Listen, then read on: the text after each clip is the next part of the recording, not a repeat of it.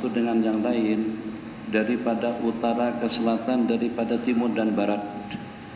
Jelas dengan kita mendambakan, menginginkan yang terbaik daripada segala-galanya. Apalagi di saat kemampuan kita cukup menunjang.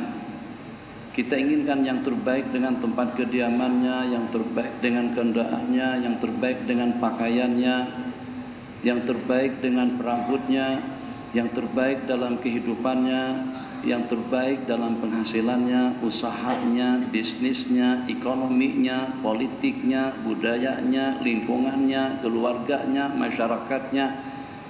Seperti itulah. Tidak ada seorang pun daripada kita yang menginginkan hal-hal yang negatif dalam hidup, menginginkan perkara-perkara yang janggal dalam perjalanan waktu dan umur. Tapi kadang-kadang dengan kita tidak bijak. Yang dengan kita inginkan yang terbaik itu untuk urusan dunia kita saja. Terbaik dengan pakaian, yang terbaik dengan kendaraan, yang terbaik dengan tempat tinggal, yang terbaik dengan perhiasannya, terbaik dengan penampilannya, Masya Allah, tabarakallah, imamnya, makmumnya, dan juga semuanya. Agar dengan kita mendapatkan tempat dan mendapatkan penghargaan daripada orang ramai. Agar dengan kita mendapatkan yang selesa, yang nikmat, yang nyaman, dan juga yang abadi dalam kehidupan duniawi semata-mata. Tapi falsafat yang seperti ini tidak kita gunakan untuk mendapatkan yang terbaik dalam amal ubudiyah kita, yang itu adalah merupakan bekalan untuk kita kembali kepada Allah Jalla wa'ala. Sehingga dengan kita nanti jangan main handphone. Tunggu nanti. Jadi dengan kita tidak peduli apakah yang akan kita comarkan itu sembahyang kita, ibadah kita, iktikaf kita, zikir kita, amalan kita, ubudiyah kita, pengabdian kita tak berkira sangat. Tapi sangat-sangat berkira, bahkan sampai kepada tahap kalau seandainya ada orang yang menodai dan juga yang mengotori pakaian kita marah. Kalau sampai ada orang yang beludah di kasut kita benci. Kita akan tegur, tak tengok kah, tak nampak kah? Itu dengan kata-kata yang terucapkan daripada mulut kita. Tapi kalau ada pencemaran terhadap ibadah, kalau ada pencemaran terhadap sembahyang yang kita laksanakan, gangguan daripada anak-anak, bisingnya suasana, gangguan daripada handphone, gangguan daripada WhatsApp yang masuk, itu kita tidak berkira dan juga tidak peduli dan tidak hirau.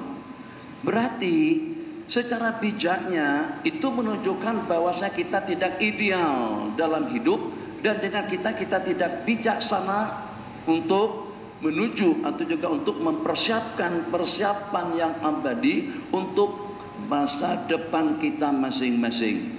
Sayyiduna Abu Bakr As-Siddiq radhiyallahu taala anhu, Nabi kita bersabda dalam sebuah hadis, "Lawuzina imanu Abi Bakrin bi imanil ummati kulliha la rajaha bihim imanu Abi Bakrin." Kalau seandainya ditimbang antara iman dan keyakinan Sayyidina Abu Bakar dengan keyakinan umat semuanya, niscayalah dengan imannya Sayyidina Abu Bakar itu lebih berat daripada mereka semuanya. Bagaimana sampai dengan iman Sayyidina Abu Bakar lebih berat daripada yang lain? Nabi kita bersabda, apakah kira-kira dengan sedekah yang banyak, dengan puasa yang banyak, dengan zikir yang banyak, dengan ubudiyah yang banyak, dengan tarawih yang banyak, dengan pengorbanan yang banyak, karena beliau lebih berani, karena beliau lebih pandai, karena beliau lebih ahli? Tidak. Nabi kita yang menjawab, ma fatalakum Abu Bakrin, ma fatalakum Abu Bakrin bikasrati salatin wala siyam. Sayyidina Abu Bakar itu tidak melebihi kalian dikenakan kena dengan sembahyang yang banyak, ataupun juga dengan puasa yang banyak, ataupun juga dengan ibadah, dengan sedekah yang banyak. Bikasrati salatin wala sadaqatin wala siyam. Kelebihan Sayyidina Abu Bakar sampai mendapatkan kesepakatan daripada ulama, bahkan itu mansus daripada hadis, afdalu al-khalqi, semulia-mulia makhluk setelah Rasulullah sallallahu alaihi wasallam itu adalah Sayyiduna Abu Bakr As-Siddiq radhiyallahu ta'ala anhu. Nabi kita bersabda, kelebihan beliau itu bukan dikarenakan kena dengan sembahyang yang banyak, bukan juga dengan puasa yang banyak, bukan juga dengan sedekah yang banyak. Innama fadalakum bima waqara fi sadrih. keutamaan dan kelebihan Sayyidina Abu Bakar As-Siddiq radhiyallahu taala anhu itu dengan keyakinan yang tersemat, dengan keyakinan yang terhunjam di dalam hati beliau. Coba kita renung sejenak, sebagaimana yang diriwayatkan di dalam hadis, tidak ada kita berhenti pada pukul 10.20, 45 menit lebih kurang, supaya jangan bimbang dan risau. Ini nak berhenti pada pukul berapa? Pukul 10.20 insyaallah, kecuali kalau ada sembarang soalan mungkin lebih dalam 2, 3, 4, 5 menit.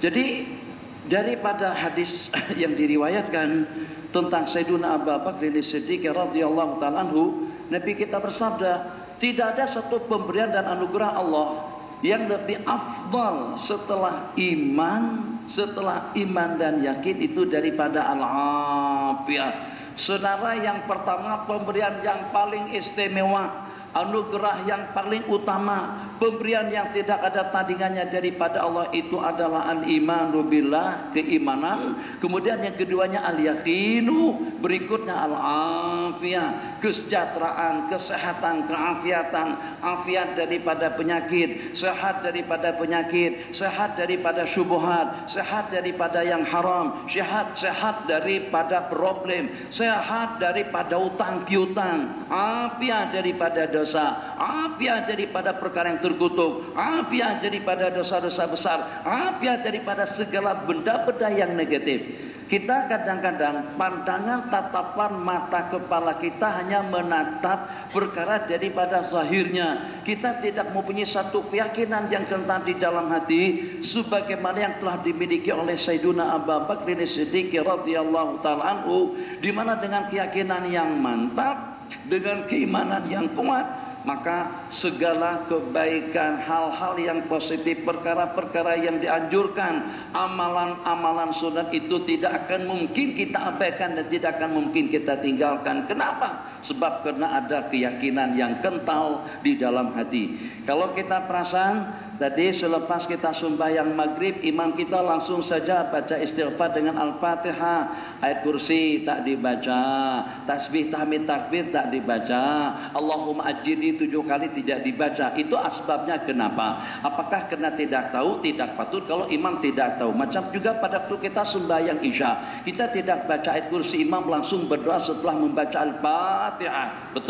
Betul, saya perhatikan, tak baca ayat kursi dan juga tidak membaca tasbih, tahmid dan takbir. Kenapa sampai amalan-amalan sunnah seperti itu tertinggalkan? Sedangkan dengan pahalanya, masjid dengan isi-isinya, tidak, Malaysia, Nusantara, dunia dengan segala kemewahannya masih belum setanding dengan ucapan subhanallah selepas kita melaksanakan sembahyang 5 waktu.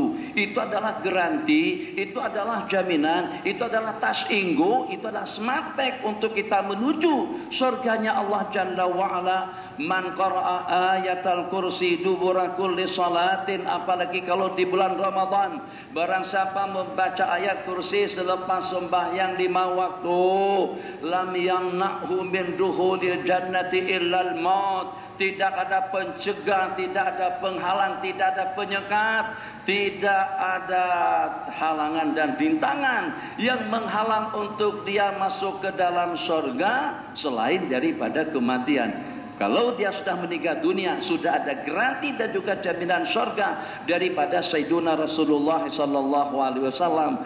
Janji yang semacam itu memerlukan keimanan dan keyakinan daripada kita. Bagaimana dengan keyakinannya? Apakah kita yakin kalau kita membaca kursi selepas sembahyang 5 waktu, kita akan mendapatkan balasan surga di sisi Allah? Orang yang tidak yakin, dia abaikan. Yang tidak tahu, dia abaikan. Yang tidak belajar, dia abaikan. Yang tidak peduli, dia abaikan. Tapi tidak mau kalau sampai dengan Kementerian Keuangan memberikan peruntukan kepada Masjid Sayyidina Abu Bakar As-Siddiq radhiyallahu taala anhu, insyaallah pada malam hari nanti atau pada malam hari ini selepas sembahyang tarawih, satu persatu tiap individu akan mendapatkan pampasan, akan mendapatkan tunjangan, akan mendapatkan bantuan uang tunai sebesar 1.000 ringgit.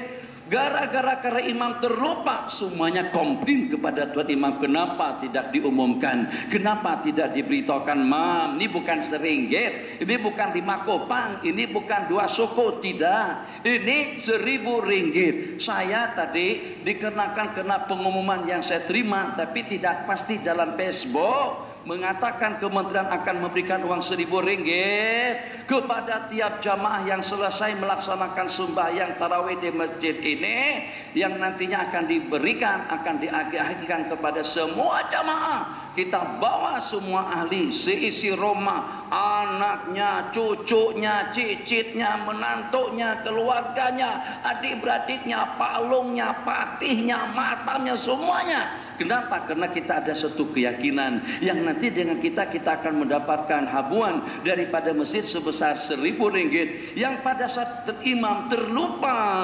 ijiki terlupa untuk menyampaikan pengumuman tadi itu, akhirnya tidak ada seorang pun yang dapat. Mungkin akan ditangguhkan kepada bulan yang akan datang. Semuanya akan komplain kepada imam macam mana sampai itu lupa. Tak sedarkah imam, tak tahukah nilai 1.000 ringgit itu seperti apa? Tapi ada tak tadi yang komplain dengan bacaan ayat kursi yang ditinggalkan? Tidak ada. Kenapa? Iman kita lemah, keyakinan kita tidak mantap. Yang kedua, tasbih. Nabi kita bersabda, man sabbahallaha salasan wa salasin wa hamidallaha salasan wa salasin wa kabbarallaha salasan wa salasin wa qala bi khitamil mi'ati la ilaha illallah wahdahu la syarikalah lahul mulk wa lahul hamdu yuhyi wa yumitu wa huwa ala kulli syai'in qadir.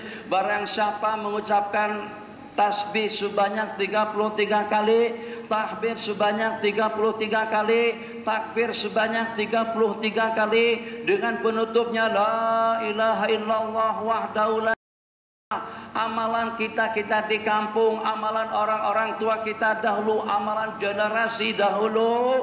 Nabi kita bersabda, ghufira lahu dzunubuh, ghufirat lahu dzunubuh, akan terampunkan dosa-dosa kesalahannya, walau kanat mithla zabadil bahri, yang walaupun sejumlah bilangan buih di laut, sebanyak buih di laut, dosa kesalahannya akan terampunkan dengan tasbih, tahmid dan takbir. Kenapa juga tadi kita tinggalkan oleh 2 orang imam yang mengimami kita pada malam hari ini? Berapa kerugian yang menimpa kepada makmum, berapa kerugian yang menimpa kepada kita seketika tidak ada keyakinan yang tersemat di dalam hati imam atau di dalam hati makmum yang berkeyakinan, mesti dia tidak akan mengabaikan perkara-perkara kebaikan yang seperti itu. Kita simpulkan, jadi dengan pertanyaan ataupun juga dengan topik pembicaraan yang diberikan kepada saya tentang amalan yang paling afdal, tidak ada amalan yang paling afdal daripada amalan yang kita laksanakan dengan fokus dan konsentrasi, dengan penuh tawajuh, dengan penuh mahabbah, dengan penuh makrifah, dengan penuh rasa syahdu dan juga dengan rasa khasyah, tadzallul dengan ingkisarnya. Apakah itu kira-kira gangguan daripada makanan? Apakah kira-kira itu dengan minuman? Apakah kira-kira itu dengan tontonan, dengan pakaiannya, dengan handphonenya, dengan peralatan komunikasinya? Tidak ada sesuatu yang mampu untuk membelokkan, untuk mengumbang-ambingkan hati dan perasaannya. Kenapa? Sebab dengan sidqut tawajuh, dengan penuh tawajuh, betul-betul fokus dan konsentrasi untuk mendapatkan rahmatnya Allah, untuk mendapatkan keridhaannya Allah, untuk mendapatkan kasih sayangnya Allah. Kita ingin, kalau tidak boleh pada tiap malam di sepanjang tahun, kalau tidak boleh dalam 12 bulan di sepanjang tahun, yang paling tidak di sepanjang bulan Ramadan. Kalau tak boleh juga di sepanjang bulan Ramadan, paling tidak saat ketika dengan kita sedang berada di rumah Allah Jalla wa'ala. Tuh yang namanya handphone jangan sampai mengganggu ketenangan ubudiyah dan hati kita, pikiran kita. Jangan terumbang-ambing dibawa oleh WhatsApp-nya, jangan terumbang terumbang-ambing dibawa oleh Facebooknya, jangan terumbang-ambing dibawa oleh SMS-nya. Bila ada detik-detik waktu kita yang bening hanya untuk tatapan Allah Jalla wa'ala. Kalau di waktu di masjid hati kita tidak tenang gara-gara kena handphone atau gara-gara kena pelatihan komunikasi, kalau sampai miliar, triliun, triliun harga dan nilai daripada handphonenya kita gunakan tadi itu, tetap saja tidak setanding dengan khasyah tadallul, dengan menundukkan pandangan dan juga dengan menundukkan kepala, dengan memajamkan pandangan dengan penuh konsentrasi terhubung kepada Sang Pencipta Jalla wa'ala, kepada Allah Jalla wa'ala. Kalau seandainya malaikat natanya bila ada khasyahnya, bila ada ketenangannya, bila ada tadallulnya, bila ada ingkisannya, bila ada mahabbahnya, bila ada ma'rifahnya, bila Anda boleh menangis di hadapan Allah Jalla wa'ala, yang seketika kamu di tempat yang paling istimewa, pada bulan yang istimewa, bersama orang-orang yang terpilih, dalam suasana ibadah yang terpilih. Man qama ramadhana imanan wa ihtisaban ghufira lahu ma taqaddama min dhanbi. Barang siapa bangkit berqiyam melaksanakan sembahyang pada bulan Ramadan dengan penuh iman dan yakin dan juga dengan tulus ikhlas karena Allah Jalla wa'ala, akan terampunkan segala dosa-dosa kesalahannya yang telah lalu. Ternyata malam yang mulia, di bulan yang mulia, di tempat yang mulia, ibadah yang mulia, dan juga dengan suasana yang mulia, di tempat semulia-mulia tempat di permukaan bumi ini adalah masjid. Afdalul biqa'i masajiduha, semulia-mulia tempat di sisi Allah itu adalah masjid. Wa syarruha aswaquha, sejelek-jelek dan seburuk-buruk tempat itu adalah pekan ataupun juga pasar. Bising di pasar biasa, peralatan komunikasi ngek-ngek ak-ak ok-ok di pasar biasa, dengan hati kita mundar-mandir ke sana dan kemari biasa. Tapi luar biasa kalau sampai berlaku yang semacam itu seketika dengan kita berada di rumah Allah Jalla wa'ala. Tidak ada yang memiliki kalbu kita, tidak ada yang memiliki hati dan perasaan kita pada saat kita melantunkan Allahu Akbar. Bismillahirrahmanirrahim. Alhamdulillahi rabbil alamin. Ar-Rahmanir-Rahim. Maliki yaumiddin. Iyyaka na'budu wa iyyaka nasta'in. Ihdinas siratal mustaqim. Siratal ladzina an'amta 'alaihim ghairil maghdubi 'alaihim waladdallin.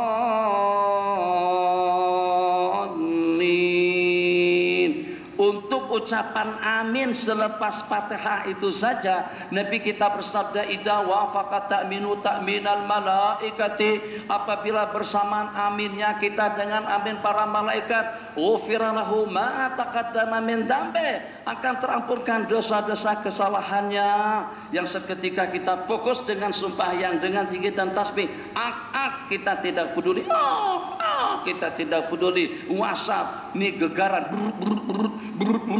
dalam pocket kita. Kalau perlu kita tinggal dalam kereta, kalau perlu kita tinggalkan di rumah. Aku nakan kalau Allah tatap hatiku tidak terhubung dengan Facebook, tidak terhubung dengan WhatsApp, tidak terhubung dengan jaringan internet yang licik. Itu syaitan besar yang menggoda dan juga yang mengganggu ketenangan ubudiyah kita di rumah Allah Jalla wa'ala. Tadi keutamaan Sayyidina Abu Bakar ini Siddiq radhiyallahu taala anhu bukan dengan ibadah yang banyak, dengan sedekah yang banyak, puasa yang banyak, zikir yang banyak, tapi dengan keyakinan. Yakinkah kita sedang diperhatikan oleh Allah sekarang ini? Itu pertanyaannya. Yakinkah apa yang Nabi kita ajarkan itu yang terbaik? Yakinkah kita sekarang bersama para malaikat-malaikat Allah Jalla wa'ala? Yakinkah kita sekarang dengan curahan rahmat dan maghfirahnya? Yakinkah kita sedang ditengok dan juga sedang disaksikan? Semua yang ada di sekeliling kita sekarang ini menjadi saksi kepada kita. Jelas di depan mata kepala kita nanti pada hari kiamat dengan rekamannya, dengan digital Rabbani ciptaan Allah Jalla wa'ala. Elokkah kira-kira kalau kita dipertontonkan di hadapan malaikat di waktu kita mengantuk? Elokkah kira-kira kita dipertontonkan di depan para malaikat, kaki kita menghujur seperti kita sedang berada di tepi pantai, itu dengan kursi malas, kaki kita untaikan, goyang kaki seperti itu di dalam masjid.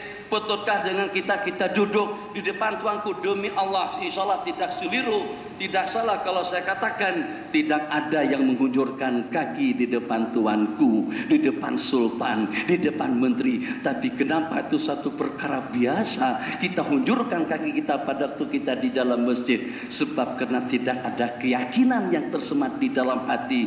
Kita sedang dimonitor, kita sedang diawasi, kita sedang diperhatikan oleh Allah Jalla wa'ala. Innallaha la yanzuru ila suwarikum wala ila ajsamikum. Allah tidak tengok kepada pakaianmu, tidak tengok kepada anggota dan fizikalmu, walakin yanzuru ila qulubikum wa a'malikum. Bagaimana dengan amalannya? Lawak tak lawak, cantik tak cantik, bodoh atau tampan, itu tidak ada bedanya di sisi Allah. Yang membeda-bedakan antara yang satu bukan gelarannya, bukan pangkatnya, bukan dunianya, bukan kekayaannya, bukan keilmuannya, bukan kefakihannya, bukan sorbannya, bukan jubahnya, bukan juga tasbihnya. Kebeningan hati dan ketentraman jiwa saat ketika kita sedang berada di rumah Allah Jalla wa'ala, khasyian, mutadallilan. Kenapa pada waktu kita sembahyang kita disuruh untuk menundukkan pandangan supaya pikiran kita tidak terganggu? Kenapa dengan kita disuruh berpakaian serba putih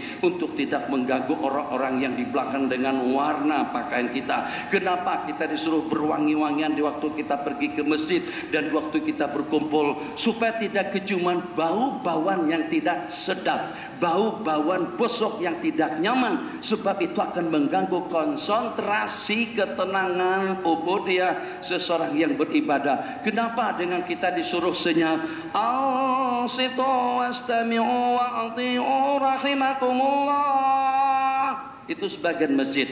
Saya perhatikan di Kalimantan seperti di Aceh masih ada lagi peringatan yang semacam itu daripada Tuk Bilal. Ansito, senyap dan berdiamlah dan didengari, moga-moga kalian mendapatkan rahmatnya Allah. Sebab kalau ada yang bising konsentrasinya akan terganggu. Kalau seandainya ada yang bersimbang, makanya di sebagian masjid ada ditulis di depan situ tidak ada seindah seruan Allah. Ada juga tertulis matikan handphone kamu.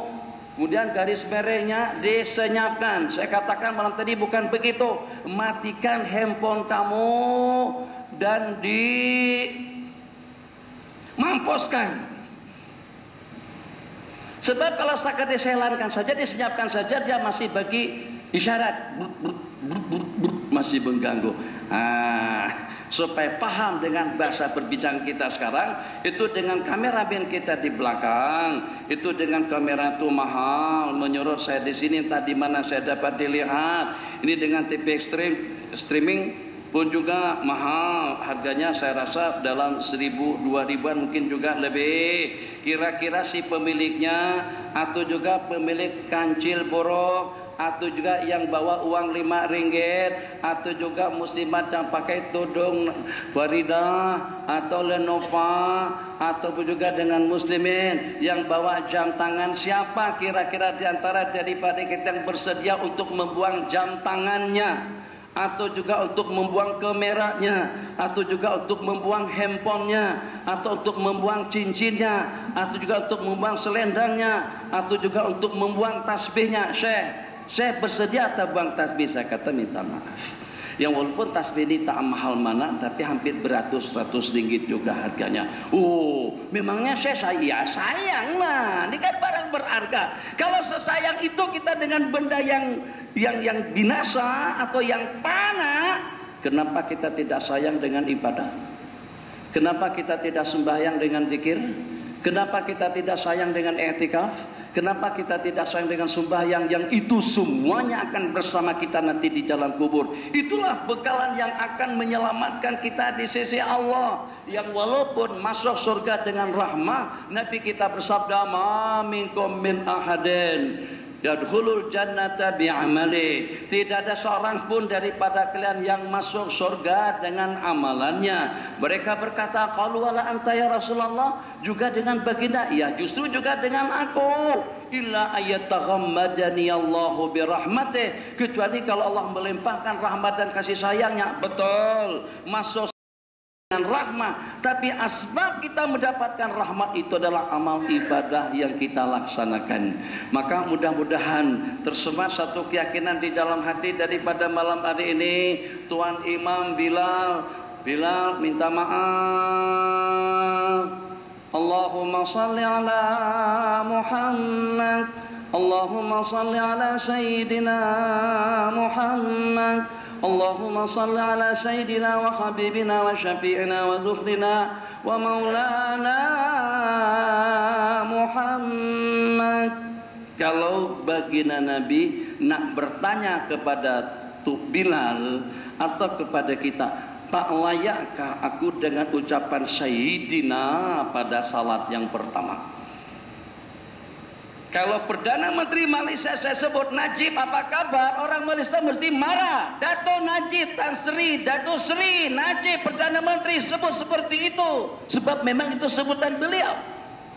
Baginda Nabi penghulu para nabi-nabi dan rasul, Sayyidul Anbiya wal Mursalin, Sayyidul Khalqi Ajmain, ana Sayyidu waladi Adam. Nabi kita bersabda, aku adalah penghulu putra anak cucunya Adam, wala fakhra, dengan tidak ada merasa bangga. Biyadi liwaul hamdi yaumal qiyamah, di tanganku bendera kepujian nanti pada hari kiamat. Nabiullah Adam yang setelahnya, Adam pamandunahu, Nabiullah Adam dan nabi-nabi yang setelahnya, tahta liwa'i, berada di bawah benderaku nanti pada hari kiamat. Penghulu para nabi-nabi dan rasul, penghulu segenap makhluk yang teristimewa, tidak ada satupun daripada makhluk-makhluk ciptaan Allah Jalla wa'ala yang menandingi Sayyiduna Rasulullah sallallahu alaihi wasallam.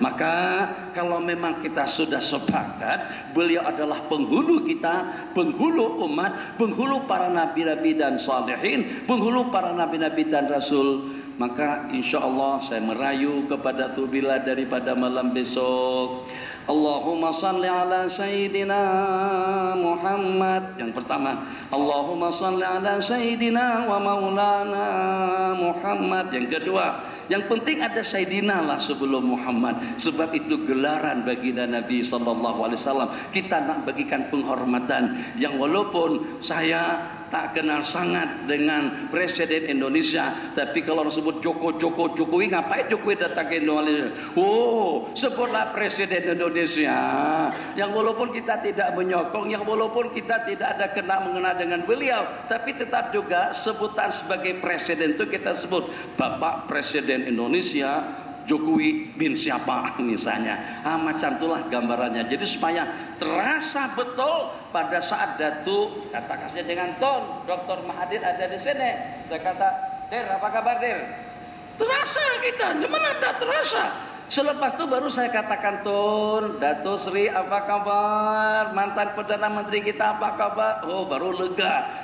Pada waktu saya sebut Mahathir saja orang, itu KLI itu di zamannya beliau, Petronas itu di zaman beliau, itu dengan KSIS-nya di zaman beliau, Jambatan Pulau Pinang itu di zaman beliau, itu dalam perapa beliau itu juga dengan Putrajaya. Yang selanjutnya itu menempati saja.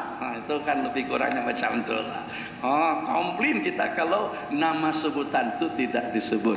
Mudah-mudahan keyakinan semakin tertanam di dalam hati, fokus, dan mudah-mudahan juga nanti di malam-malam yang selanjutnya handphone bukan setakat diselankan, tapi dimatikan atau dimampuskan. Kalau tak mampu juga baterainya kita keluarkan, dia tidak akan berbunyi dan tidak akan mengganggu ketenangan hati. Kalau tidak, kalau ada di samping kita angkat, kalau ada di poket kita keluarkan. Kalau pada waktu kita tahu sekalipun setannya besar, kata setan selfie dulu. Waktu tahu Rabbi ghafir warham wa tajawaz ya arhamar rahimin ya hayyu ya qayyum. Di depan multazam berdoa khusyuk, ya hayyu ya qayyum, ya Allah, ampunkan dosa-dosa kesalahanku ya Allah, rahmati aku ya Allah, berikan bimbingan petunjuk dan taufikmu ya Allah, ya arhamar rahimin, ya hayyu ya qayyum. Selfie dulu Allah. Kacau. kacau ibadah kita. Betul tak? Betul. Itu bukan setakat di Masjidil Haram dan juga di Masjidil Nabawi. Baru-baru ini saya dapat informasi daripada seseorang yang katanya seseorang itu bertemu dengan Rasulullah SAW. Nabi kita mengeluhkan tentang handphone, sehingga orang tadi itu tak pakai handphone lagi. Bukan saya. Orang tadi itu sudah tak pakai handphone lagi. Memang dia mengganggu, rusakkan ibadah dan kepentingan ketenangan kita pada waktu kita berkomunikasi, berubudiyah, berzikir, beramal di hadapan Allah Subhanahu wa taala. Jadi kita simpulkan, kalau ada sembarang soalan masih ada waktu dalam 10 menit.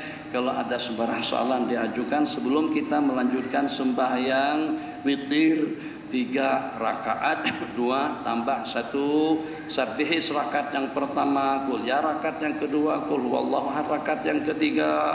Jadi yang walaupun sedikit tapi kalau sesuai dengan amalan sunnah itu akan menjadi besar pahalanya di sisi Allah Jalla wa Ala. Dan juga himbauan kepada para jamaah muslimat, ayat kursi jangan ditinggalkan selepas sembahyang 5 waktu. Allahumma ajirni minan nar, Allahumma ajirni minan nar, Allahumma ajirni minan nar. Man qala, barang siapa meminta dan berkata, lindungilah aku daripada api neraka sab'a marratin. Kadang-kadang tuh imam baca 3 kali aja. Sebanyak 7 kali, bukan 3 kali, 7 kali lepas maghrib dan subuh. Kalau Allah wafatkan dia pada malam hari itu, intufiya fitirkan laila, idza mata fitirkan laila, kalau dia mati pada malam hari itu, kutibat lahu jiwarun minha, maka akan Allah tulis kebebasan dirinya daripada api neraka. Bukan merdeka daripada British, daripada penjajah, tapi merdeka daripada siksaan api neraka. Itu yang membacanya 7 kali selepas maghrib. Kalau Allah takdirkan mati pada malam hari itu, macam itu juga yang membacanya di siang hari selepas subuh, sebanyak 7 kali. Kalau dia meninggal dunia setelah zuhur, petang, asar, pukul 6, pukul 7 sebelum maghrib, akan ditulis kebebasan dirinya daripada api neraka. Saya hanya menghimbau, merayu, meminta kepada diri pribadi saya sendiri, tanamkan keyakinan kepada amalan-amalan sunnah yang seperti itu. Apapun amalan yang kita amalkan di bulan Ramadan, dia mulia di sisi Allah Jalla wa'ala. Dan jangan lupa detik-detik waktu berbuka puasa, jangan dicemarkan detik-detik istimewa tersebut itu dengan urusan dunia. Sebab itu adalah waktu istijabah, lisaimi da'watun mustajabah inda fitrihi. Bagi orang yang berpuasa ada peluang doa mustajab pada saat dia berbuka puasa. Pada waktu dia akan berbuka itu terperuntukkan untuk kita meminta, untuk kita memohon, untuk kita mengharap, untuk kita berintih-intih, untuk kita bermunajat, untuk kita mengadukan segala problem dan juga masalah-masalah yang sedang kita hadapi. Ya Allah ya Arhamar Rahimin. Kalau seandainya Allah tidak kabulkan, dan itu tidak ada, kadang-kadang Allah gantikan dengan kesehatan, kadang-kadang Allah gantikan dengan keafiatan. Ya Allah ya Arhamar Rahimin. Sudah dekat tahun 2017, aku ingin menjadi yang berhormat ya Allah. 3 penggal yang lalu kalah 333. Pada tahun 2013 pun juga kalah juga. Beda suara hanya dalam 5 suara saja. Dia mendapatkan 5.100, aku mendapatkan 5.095. Ya Allah, pilihan raya yang akan datang. Ternyata Allah tak bagi.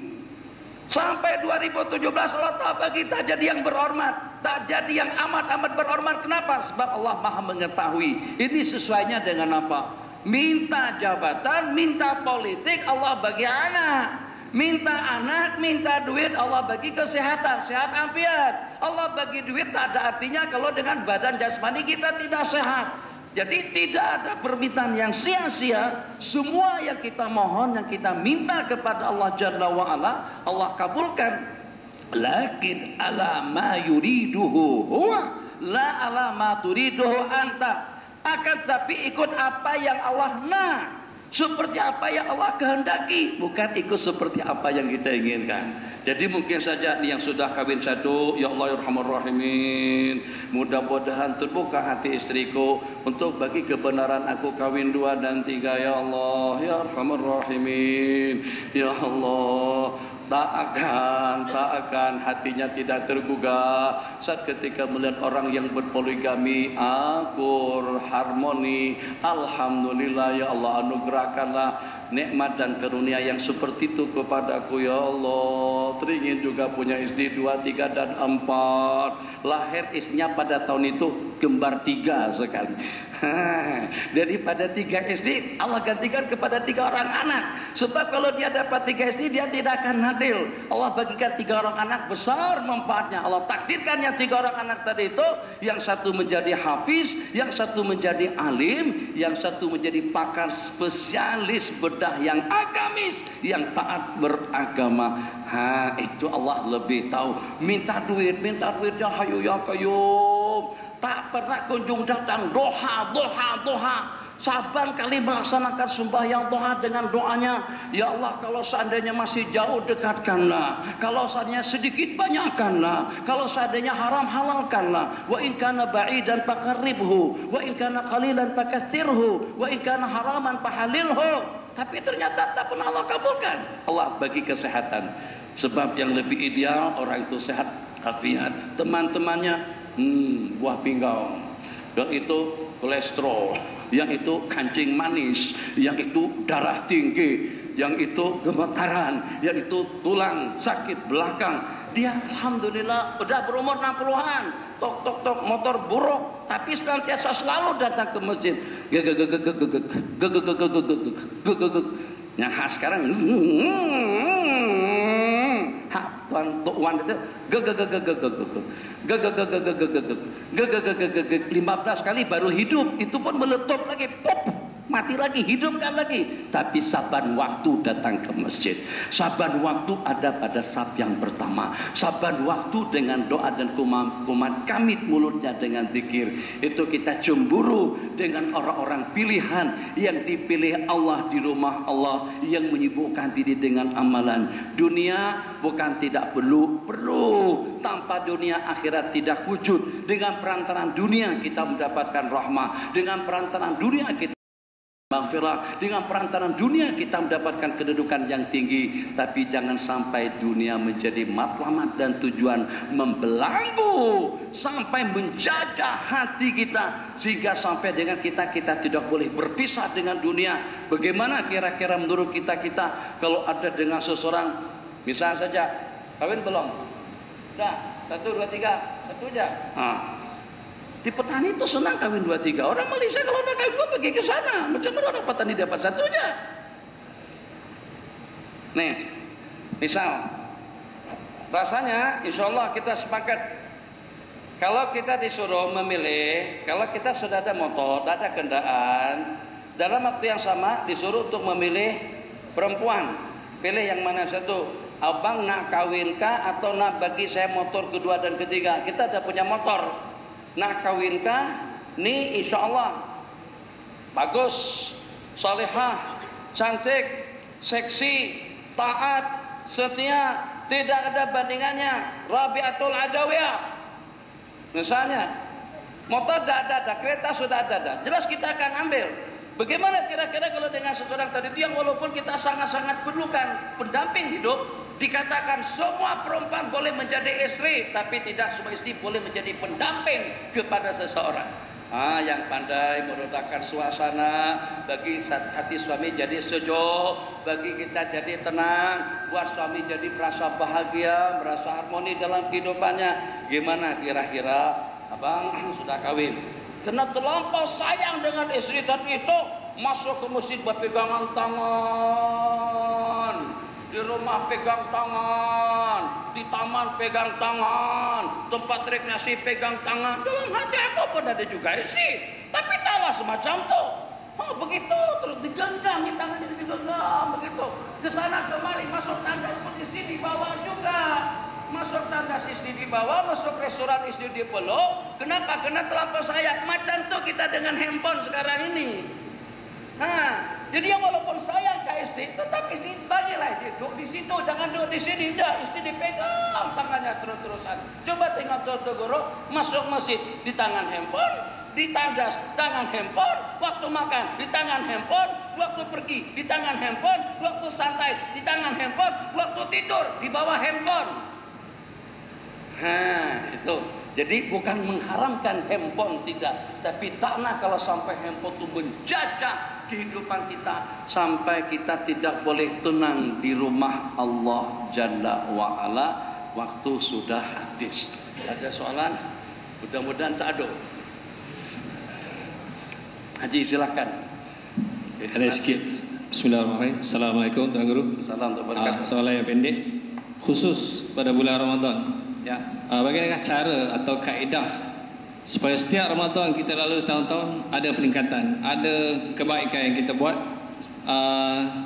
Bagaimana kita nak dapat rahmat atau kekuatan yang Allah limpahkan sebanyak-banyaknya yang melimpah ruah, tapi setiap Ramadan berlalu begitu saja, kita tak dapat gali dan kita tak dapat. Apakah kaedah supaya kita dapat satu rahmat yang Allah sediakan itu? Apa cara kaedah? Haji ada handphone kan? Ada handphone kan? Ada. Kenapa dibeli handphone? Karena Haji yakin handphone itu banyak manfaatnya. Kenapa kita bangun rumah? Sebab rumah tempat kita berteduh.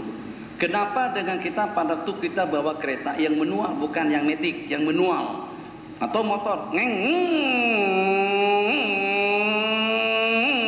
Kenapa kita pindah gia 1, 2, 3 sampai 4? Karena kita yakin dengan pindah gia 1, 2, 3, 4 itu akan semakin laju jalannya. Kalau kita dah yakin, dari mana datangnya yakin kalau tak ada ilmunya? Dari mana datangnya ilmu kalau kita tidak mau mengaji? Bagaimana kita boleh mengaji kalau hati tidak terbuka untuk mendengar? Jadi bermula daripada pendidikan. Makanya minta maaf, saya bukan hijau, saya bukan duit 20 ringgit, bukan juga duit yang RM1, bukan juga duit yang RM5. Paham? Paham? Duit yang RM5 tahu? Yang hak plastik tahu? Yang RM1 tahu? Yang RM20 tahu? Saya bukan itu semuanya. Masya Allah, tabarakallah. Itu gambaran yang ada dalam dunia kita sekarang ini. Jadi pada saat ketika dulu uang yang RM50 atau uang yang diberi kita itu diberikan amanah oleh Allah di Terengganu atau katakan saja di Malaysia, parti-partisan tidak terhitung banyaknya di Indonesia. Pernah pada suatu kali sampai pada 11 parti politik Islam, tapi tetap tidak berjaya. Kita tidak boleh langsung melompat untuk melaksanakan hudud. Kita tidak boleh langsung melompat untuk kita melaksanakan syariat. Bermula daripada pendidikan. Yang mendidik itu siapa? Tutu guru. Mana tutu gurunya? Tuh guru-gurunya sibuk dalam percaturan politik. Umat ditinggalkan. Siapa yang membuat umat jadi berpendidikan agama? Anak didik kita yang duduk di pemerintahan itu dari Kanada, itu dari UK, itu dari Australia, itu dari Amerika, itu daripada Yugoslavia, tidak mengenal Al-Quran dan hadis. Tugas yang berkewajiban untuk memperkenalkan masyarakat dengan Al-Quran dan hadis itu adalah ulama. Ulama langsung nak melompat melaksanakan hukum hakam Allah secara drastis itu tidak boleh. Jenjang permulaan di Mekah dan di Madinah, Nabi kita tanamkan iman dan yakin terlebih dahulu. Ilmunya yang pertama, keyakinan yang kedua. Kalau sudah sampai kepada peringkat yakin, tak disuruh pun kita buat. Siapa yang menyarankan abang kawin? Tak ada yang suruh. Tapi karena kita yakin, kalau kita nak dapat anak, kalau kita nak salurkan nafsu secara halal, kita kena kawin. Kalau tak dinasihatkan pun mak ayah senyap aja. Tak pernah pelawak kita kawin. Tapi kita punya inisiatif sendiri, kita cari sendiri, kita kawin. Secara senyap-senyap kita menikah. Kenapa? Karena kita yakin. Yakin daripada ilmu, ilmu daripada pengajian. Jadi kalau nak buat peningkatan tahun depan, kunci pintunya supaya orang tak boleh keluar. Itu baru ideal. Jadi anak-anak remaja nak keluar lagu mana? Sudah masuk ke masjid sini, dah sudah tak boleh keluar melainkan setelah selesai ya nanti poya gapi. Itu baru Tuan Haji. Itu peningkatan secara paksa. Tapi peningkatan secara kesadaran, mau tidak mau kita akan beli sesuatu, akan kita minum. Nih ayat akan saya minum. Bismillahirrahmanirrahim. Kalau saya tahu ini racun, saya tidak akan minum. Karena yakin air ini boleh memberikan kelegaan kepada tengkok saya. Kena tahu fadilatnya, tahu keutamaannya bulan Ramadan, tidak dapat dinilai, tidak dapat dihitung dan tidak dapat disukat, dan juga tidak dapat kita amati keutamaan, kelebihan dan juga dengan kemuliaan yang Allah bagikan kepada orang-orang yang beribadah. Tapi macam manapun, yang walaupun ilmunya banyak, pengalamannya banyak, keyakinannya kuat, kalau tidak dapat petunjuk hidayah daripada Allah, dia tidak boleh berbuat apa-apa. Hadza wabillahi taufik wa sallallahu ala sayyidina Muhammad wa ala alihi wa sahbihi wa salam. Rabbana atina fid dunya hasanah fil akhirati hasanah wa qina adzabannar. Amin walhamdulillahi rabbil alamin. Jangan komplain. Tadi saya kata dalam 45 menit saja, sekarang dalam 50 menit. Pesawat tuh 45 menit itu baru mendarat. Dari mendarat merapat sampai ke terminal itu 5 menit. Macam itulah lebih kurang.